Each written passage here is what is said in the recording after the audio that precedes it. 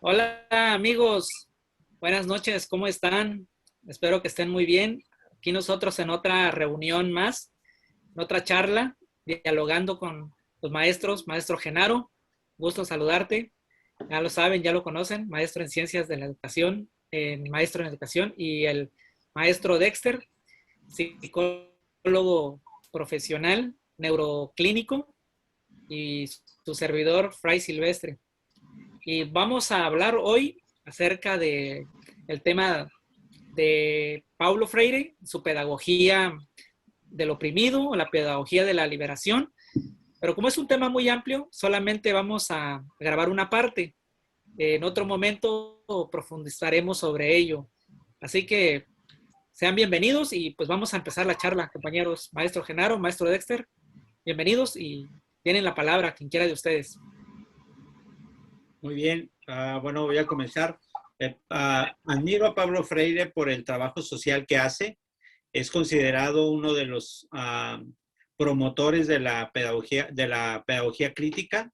También su pedagogía es conocida como la pedagogía de la esperanza, la pedagogía de la libertad, de la liberación que tú decías, y también es conocida su pedagogía como la pedagogía bancaria, entre otros conceptos que él presenta, ¿no? Lo admiro porque él le da voz. Él dice que cuando una persona no sabe leer ni escribir, es decir, que cuando una persona es analfabeta, no tiene representación, no es como un sujeto social. Entonces él se preocupa por esto. Bueno, voy a permitir que Dexter diga algo sobre este asunto, pero me gustaría presentar la cuestión de la teología de la liberación, porque es paralelo es como la iglesia, bueno, una parte de la iglesia, en ese momento católica, como que se divide la iglesia y unos empiezan a mirar la necesidad de la liberación dogmática e interpretar el evangelio de otra forma, y unos conservadores, ¿no? Y estos que la intentan ver de manera diferente, de manera crítica, de manera racional, se alinean o nacen en paralelo con Pablo Freire en la pedagogía. Entonces quiero explicar un poquito esto, pero más adelantito, ¿no?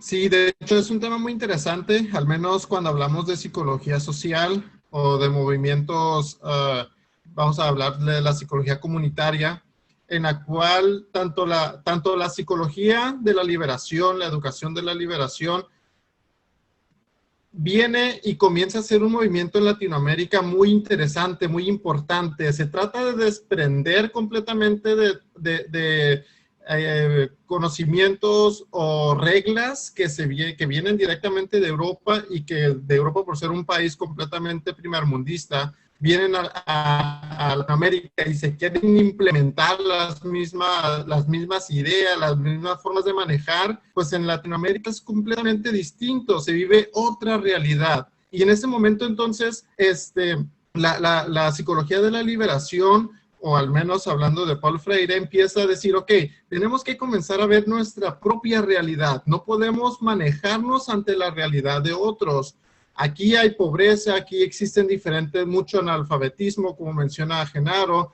Tenemos que darle esta fuerza al pueblo para que pueda salir adelante. Y la psicología de la liberación y parte de la educación de la liberación, como lo menciona Paulo Freire, es muy importante porque ahora sí que promueve una cultura completamente distinta, le apropia a Latinoamérica, a los países centrales y parte del sur de América, este movimiento, y empiezan completamente a empoderarlos, empiezan completamente a encaminarlos a tener una propia realidad, y a través de esta realidad empezar a realizar estos cambios. A mí me parece un tema muy interesante porque nosotros también como personas que queremos replicar ciertas conductas, tenemos que darnos cuenta cuál es, primero que nada, nuestra propia realidad. Tendríamos que liberarnos completamente de todo el dogmatismo que se nos ha impuesto, que viene ya sea de Occidente, que viene prácticamente de Europa, y entonces empezarnos a apropiar de nuestra propia cultura, parte de nuestras propias identidades, y entonces empezar a hacer este cambio.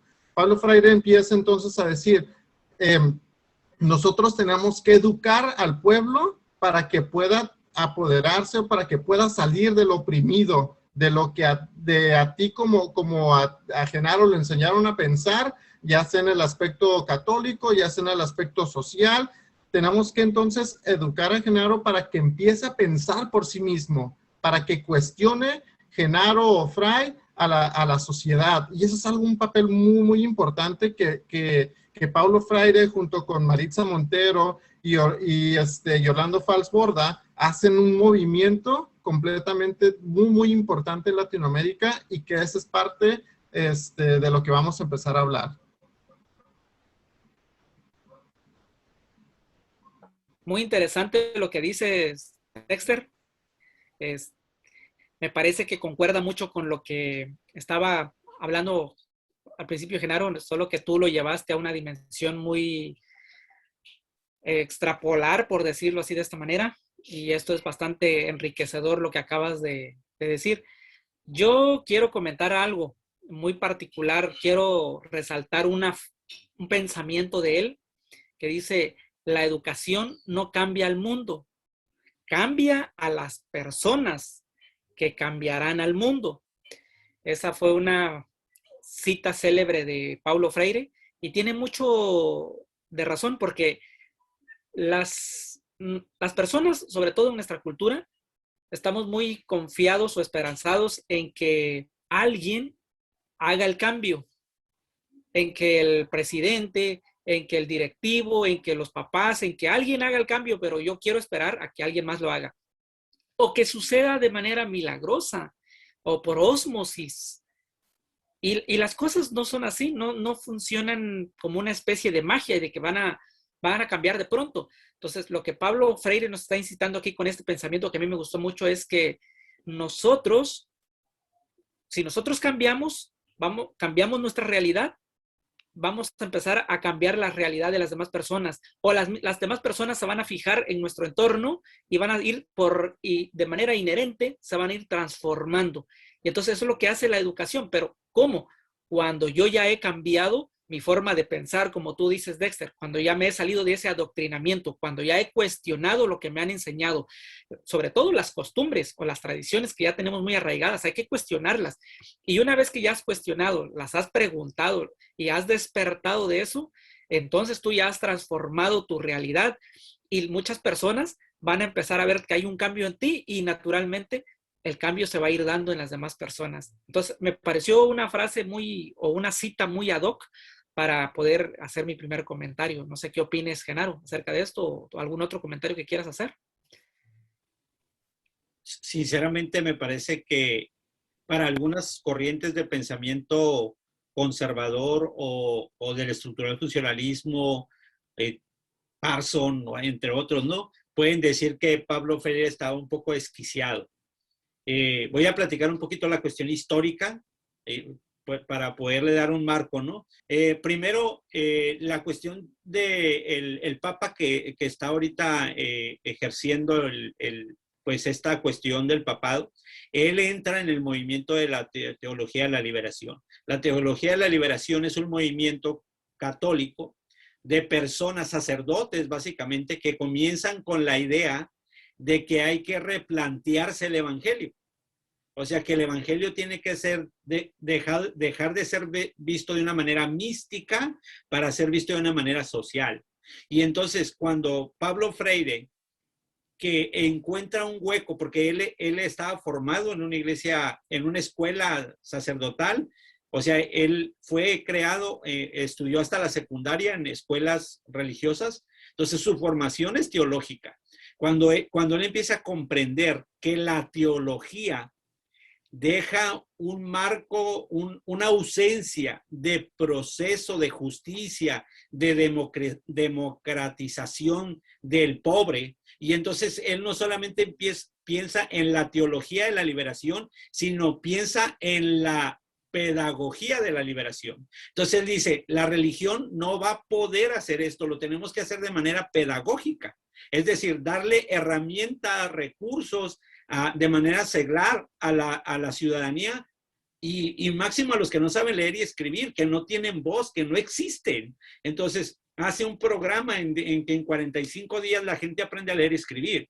Pero él se da cuenta, y bueno, como científicos de la educación sabemos que la teología no tiene la metodología pedagógica que se requiere. Entonces Pablo Freire hace posible que la teología de la liberación tenga un propósito educativo. O sea, digamos, no es que lo deja de ser una creencia o de una práctica religiosa a una práctica de la docencia. Entonces él dice, y sale todo este asunto de la teología y sale este asunto de la pedagogía. Y entonces vienen otros escritores, otros teóricos como Enrique Dussel, que dicen, no es suficiente la teología y no es suficiente la pedagogía. Necesitamos la filosofía de la liberación. Y es gracias a esta filosofía, bueno, a estas tres, digamos, disciplinas, que se ha proliferado en el mundo hasta el día de hoy, que exista la teoría crítica con este sentido. Entonces, ustedes van a Jordania, ustedes van a China, a África, va a haber movimientos, por ejemplo, hinduistas, es como teología de la liberación desde el punto de vista del hinduismo. Es decir, que hay otras religiones no occidentales que también tienen su teología de su propia religión, es decir, que meten en sentido crítico su fe, pero no como dudando de la fe, sino reinterpretando la teología hacia el necesitado, hacia el oprimido, hacia la víctima, hacia el pueblo, al que no tiene voz. Entonces, tan fuerte ha sido este movimiento que nos llegó a México, ¿no? Entonces, el movimiento del Ejército Zapatista de Liberación Nacional con Samuel Ruiz es una expresión todavía en este tiempo, en el 94, diciendo, necesitamos reinterpretar la sociedad. Entonces, creo que no es algo que está perdido, aunque pareciese. Y termino diciendo que el Papa, que está ejerciendo el papado en este momento, fue parte de este movimiento de la liberación. Por eso es que lo escuchamos hacer cosas pues fuera de lo normal, como estar explicando la diversidad de género, o estar explicando la cuestión de la eutanasia, o estar explicando el divorcio, o la planificación familiar. O sea, como que este cuate viene muy liberal, ¿no? Entonces, tiene que ver con esta corriente de su formación, de la teología de la liberación, que Pablo Freire le llama pedagogía de la liberación, y que posteriormente Enrique Dussel le llama filosofía de la liberación. Muy interesante, Genaro. No sé si, maestro Héctor, ¿quieres comentar algo más? Sí, aquí hay algo que a mí me parece muy, muy interesante, ¿no? El hecho de romper completamente los paradigmas de lo que hace un educador o lo que hace un maestro.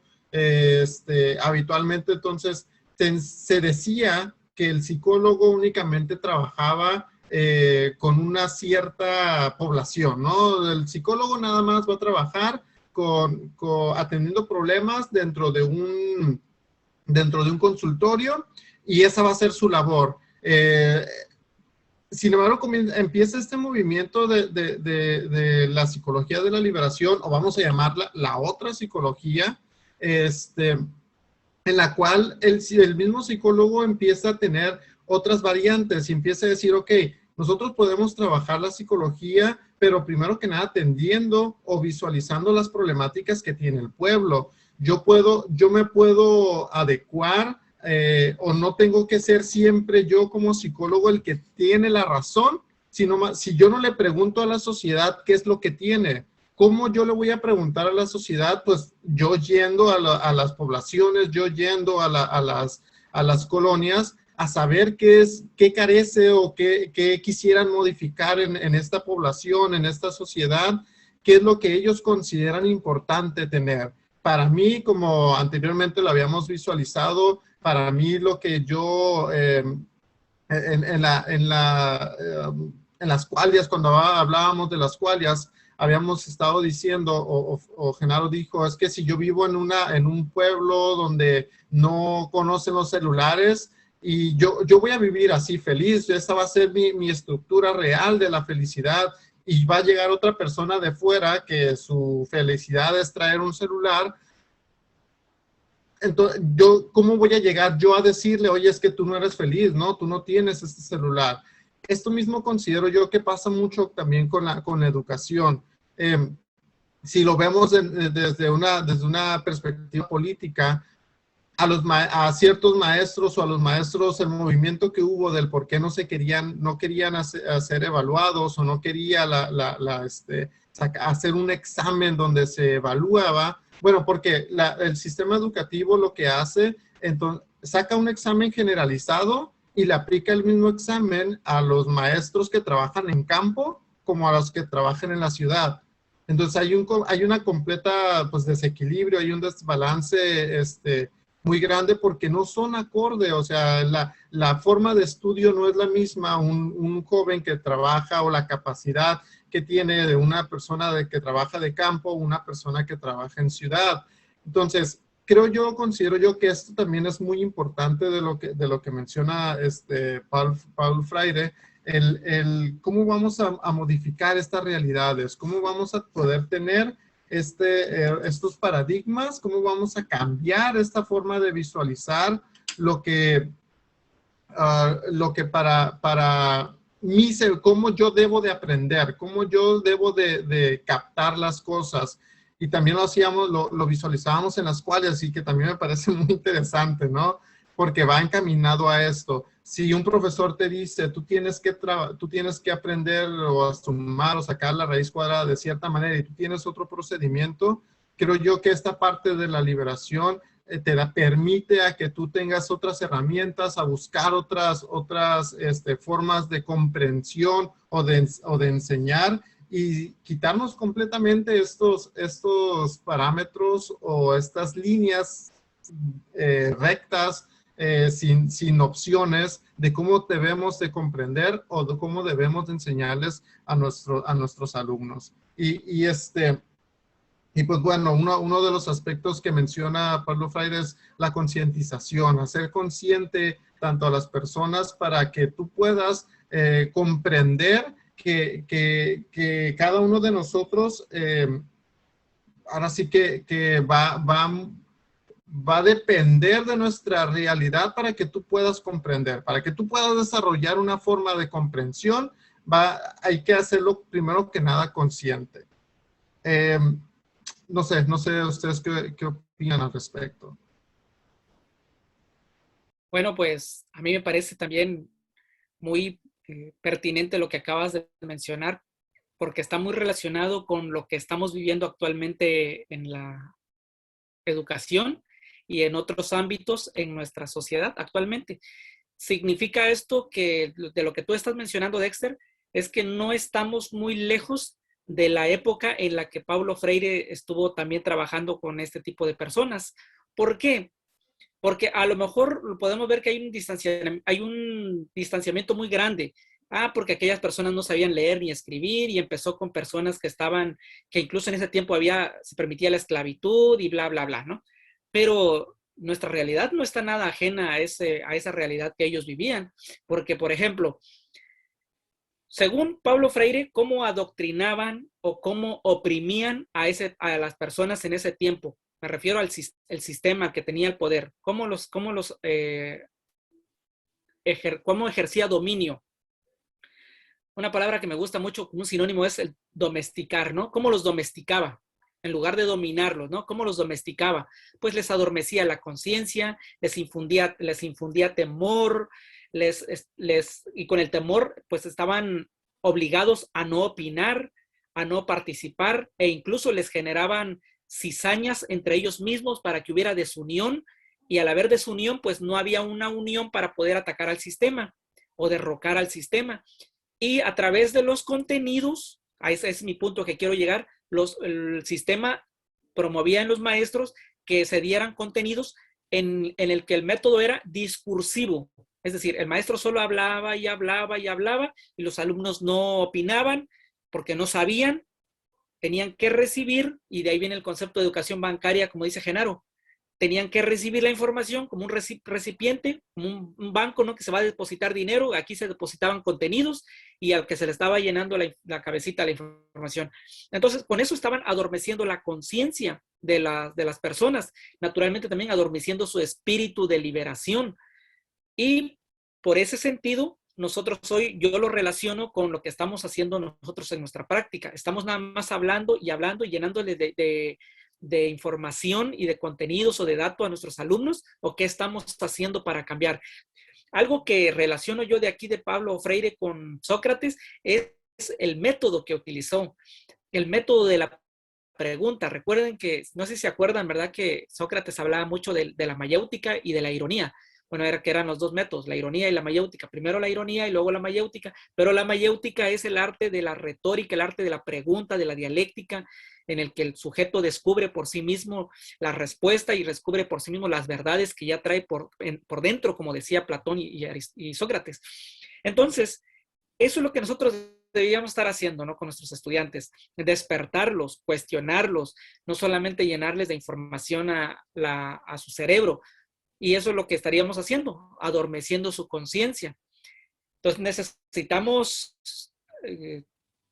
rediseñar nuestra práctica pedagógica, rediseñar nuestro entorno con esta pedagogía que él propuso. Y más ahorita con el apunte que Genaro hizo en cuanto a lo de la filosofía liberadora, pues ya es una herramienta más.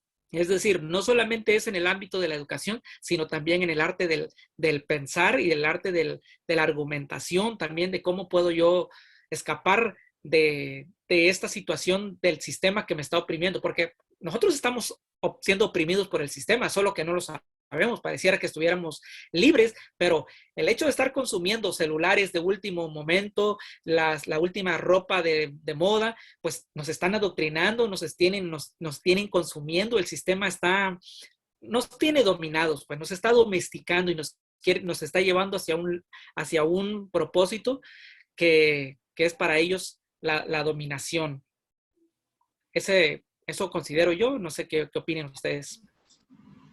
Sí, que me parece muy interesante, Fray, perdón, Genaro, que te interrumpo ahorita, que mencionaste sobre la domesticación, ¿no? Efectivamente, nosotros tenemos o vivimos en una sociedad en la que te enseña a seguir ciertas formas conductuales, ciertas formas de vestimenta, ciertas, vamos a decir, normas que debemos de acatar. Y digo acatar porque aunque no queramos, ¿no? Porque si tú no lo haces, ya estás tachado de rebelde, todo eso. Y entonces, aquí es donde nace la importancia o lo importante de la contracultura. ¿Cómo es que la contracultura forma un papel muy importante en decir, tienes la forma de seguir a tu cultura, o puedes tomar la elección de pertenecer a una contracultura, ya sea punk, ya sea cholos, ya sea todas las que podamos identificar y que forman parte también del estructo social, y que nosotros nos pudiéramos sentir más libres, que de igual manera ahorita, lamentablemente ahorita las contraculturas se van un poco perdiendo quizá, al menos en mis tiempos como que estaba más marcado el movimiento o el aceptar o formar parte de, pero creo yo que desde ese momento en el que se nos adoctrina, nosotros podemos empezar a concientizar, podemos empezar a liberarnos de esta contracultura, como mencionas, y me parece muy, muy acertado, ¿no? Primero que nada, a lo mejor cuestionando, y después de la cuestión viene el diálogo. Y en el momento en el que tú tienes un diálogo, en el momento en el que tú tienes un conocer, entonces vas a poder formar parte de una sociedad. Y a mí, es algo muy interesante y fundamental para esta parte de la liberación dentro de la educación, como también de la liberación social, ¿no? Una cosa que promovía mucho Pablo Freire es que pensar, pero ¿cómo haces que la gente piensa si no le das oportunidad de que piense? No le das oportunidad de hablar, ¿no? O sea, él decía, hemos educado. Pues la misma idea de Hegel, ¿no? Hegel era el cuate del compañero de Marx. Él decía que ha existido siempre esta idea del oprimido y el opresor, ¿no? Y entonces Pablo Freire lo presenta de esta manera muy interesante, muy importante cómo lo presenta, porque él dice, por ejemplo, el oprimido quiere liberarse del opresor, pero no para ser libre, sino para oprimir a otros. Es una conducta aprendida, una conducta social aprendida. Yo soy hombre, soy el macho de la casa, fui creado como macho, entonces yo voy a formar una familia, voy a ser el macho de la casa. Yo soy el maestro y a mí mi maestro me dijo que yo no sabía nada, que yo era un ignorante, que el que sabía era él. Entonces él me va a dar una clase y desarrollan, y no me dejan mentir, que la historia de la educación se llamaba instrucción pública antes de llamarse secretaría o todos estos términos que hoy usamos. Se llamaba instrucción, es decir, yo te voy a instruir porque tú eres un ignorante. Yo te voy a enseñar, o sea, me voy a enseñorear de ti porque tú no sabes nada. Me gusta mucho la idea de Buda que decía, todos los seres son seres iluminados, ¿no? Pero tú dices eso en una clase y vas a decir, ¿pero cómo? Entonces Pablo Freire tenía esta idea de, ok, todos los seres humanos tienen una fuente de conocimiento, una fuente de democráticamente hablando, una fuente de comunicación, de argumentación, de experiencia que pueden opinar y pueden decir. Entonces él dice, hay que desmantelar esta jerarquía o esta meritocracia que tenemos. Esta meritocracia hay que desmantelarla para que tengamos una educación más lineal, que el estudiante opine, argumente, cree dudas, para que haya una democracia en la educación. Porque imagínate, es así como decía ahorita Fray, tengo un depósito que es el estudiante, tengo un depósito, ¿y qué hago yo? Le pongo información. Y entonces lo que estoy haciendo es llenando un cubo. Pero si yo tengo una llamita, y le estoy echando vientecito para que la llama se siga encendiendo y prendiendo, pues entonces la llama está encendiéndose sola. Yo solamente estoy estimulando, pero la llama tiene su propia esencia. Entonces él decía, ¿qué tipo de educación quieres? ¿Llenar el cubo o encender la llama? O más bien, fomentar que la llama siga prendiendo. Ahora, con la educación bancaria es la información que decía Fray, te la doy para que tú tengas como las finanzas para poder contestar el examen, que era como el cheque, ¿no? El cheque era el examen. Tú tienes que contestarme lo que yo te enseñé, porque si no me contestas lo que yo te enseñé, entonces tienes tacha, eres un burro, un ignorante, un neófito. Entonces lo reprobaban y en muchas formas todavía la educación tiene ese esquema. Entonces, la manera como podemos ir modificando esto, pues es reinterpretando nuestra manera de educar. Y termino diciendo que en sus últimas conferencias, y si no mal recuerdo, creo que fue en el 82 en México, que vino cuando se inauguró o estaba comenzando con López Portillo el movimiento de INEA, ¿no? Del Instituto Nacional para la Educación de los Adultos. O sea, él viene y forma una parte importante. O sea, él fue el acicate para este movimiento en México. Y no hemos tenido otro. Bueno, teníamos el de José Vasconcelos y después el de 1982, cuando López Portillo establece este proyecto. Pero realmente no se le ha dado un peso fuerte a esta idea. Pero lo que quería decirles es, nosotros estamos intentando ser lo que él decía. El docente, dos cosas, es político y es artista. Porque él tiene que enseñarle a diseñar. Y es más, él hablaba de deconstruir la idea y de volver a crear algo nuevo. Entonces, estos dos temas, pues los platicamos en la próxima vez que yo pueda hablar con ustedes, ¿no? Ok, de acuerdo, Genaro. Bueno, pues yo también quiero comentar algo, porque tengo varios puntos por platicarles, pero igual también para dejarle un espacio a Dexter. De lo que tú preguntabas, Genaro, ¿cómo hacerle a las personas para que piensen o enseñarles a que piensen o hacerles entender que tienen que pensar? Bueno, yo creo que uno de los recursos más valiosos es la lectura, es leer, leer, leer, leer, pero no leer telenovelas, no leer Mary Kay, Avon, y pues no. Ahora lo mejor que puedes leer te puede servir para corregir palabras, puntuación, ortografía, a lo mejor puedes aprender o rescatar algo. Y yo me refiero a la literatura en general. Bueno, ¿por qué lo digo? Porque, por ejemplo, los resultados de PISA del 2015, México quedó en el último lugar en las tres áreas de evaluación, de ciencias, lectura y matemáticas. El 90% decía el reporte de PISA que no sabe leer o no comprende lo que lee, el 90%.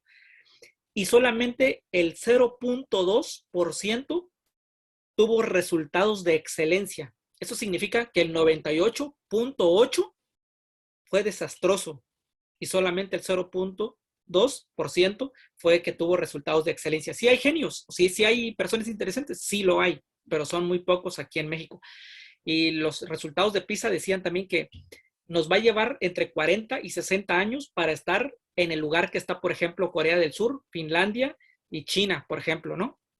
Pero eso, si ellos no siguen evolucionando, es como si ellos nos esperaran. Te vamos a esperar 40, 60 años para que lleguen a este nivel en que estamos. Pero ellos van a seguir evolucionando, entonces nunca los vamos a alcanzar. Nos va a llevar 80 o 120 años más para volver a alcanzarlos. Es decir, nosotros estamos muy, muy atrasados en cuanto a lo que es el despertar de la conciencia, porque naturalmente pues no leemos.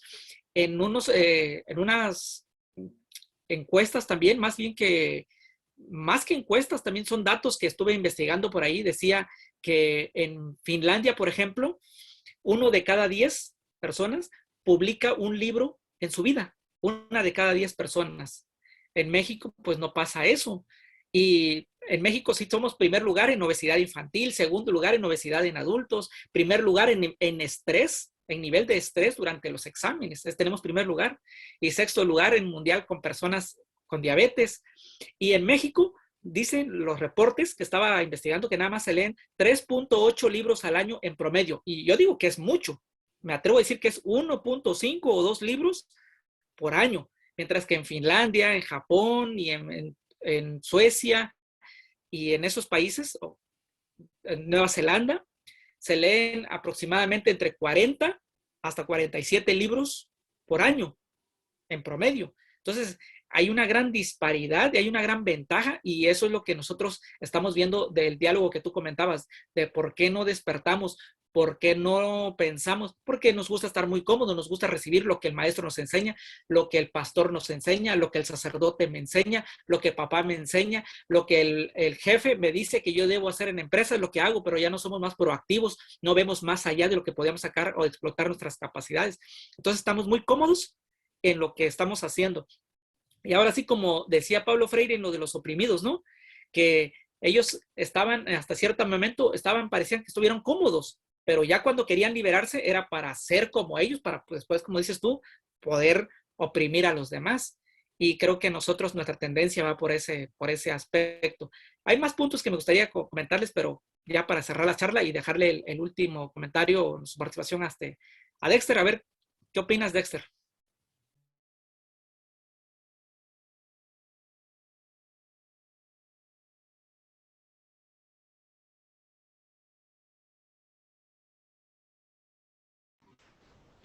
Así como, gracias.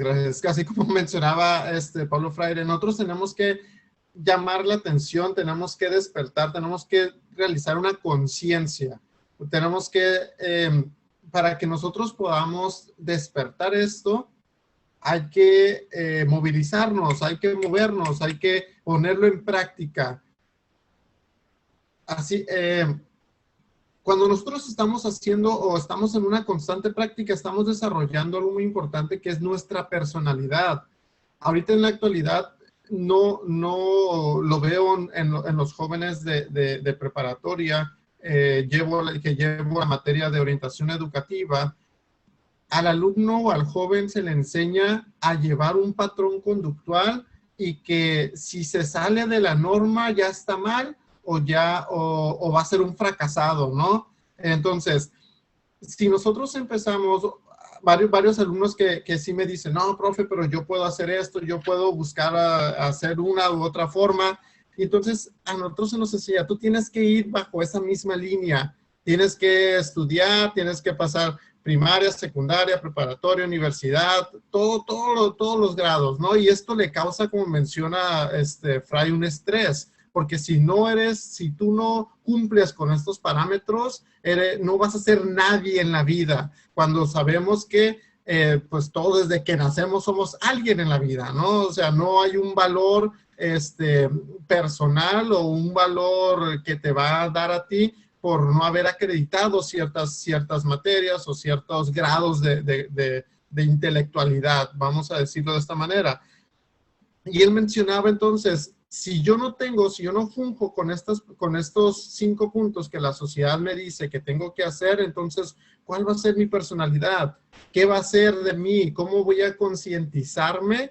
¿Y cómo me voy a movilizar en una sociedad donde si yo no estudio, voy a ser una persona que va a tener un trabajo, por decirlo, mediocre, porque pues conocemos que ningún trabajo es mediocre, voy a ser barrendero, voy a ser jardinero, y entonces empieza a ver esta situación o este duelo donde entra esto de lo que menciona Fray, del estrés del joven, del estrés de la persona. Y si yo no funjo con estos aspectos, yo no voy a tener una personalidad. Entonces yo no me voy a conocer, yo no voy a saber qué es lo que quiero, hacia dónde quiero llegar. Y sí, me parece muy interesante que hablar sobre estas características, que también hay puntos que me gustaría rescatar la siguiente sesión, la siguiente vez que nos veamos, para no abordar mucho tiempo, abarcar mucho tiempo. Pero yo nada más quiero cerrar con lo siguiente. Considero yo que ahorita, como se nos han enseñado, y a lo mejor de la educación bancaria me voy a ir a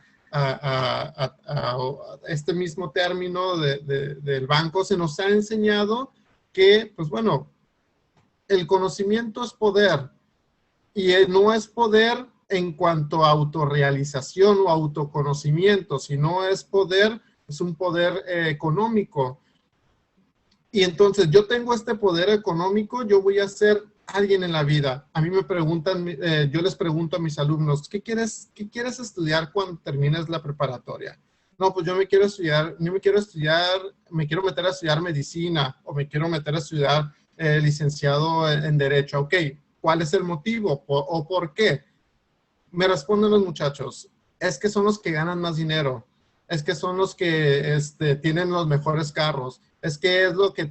Y entonces uno se da cuenta de que los muchachos quieren estudiar para obtener poder económico, no para poder ayudar al prójimo, no para poder ayudar o decir, es que yo considero que las leyes son injustas, yo considero que eso, y entonces me gustaría hacer un cambio. O a lo mejor sí lo piensan, pero como por lo mismo de que están completamente oprimidos por miedo, no lo dicen. Y con eso me gustaría cerrar.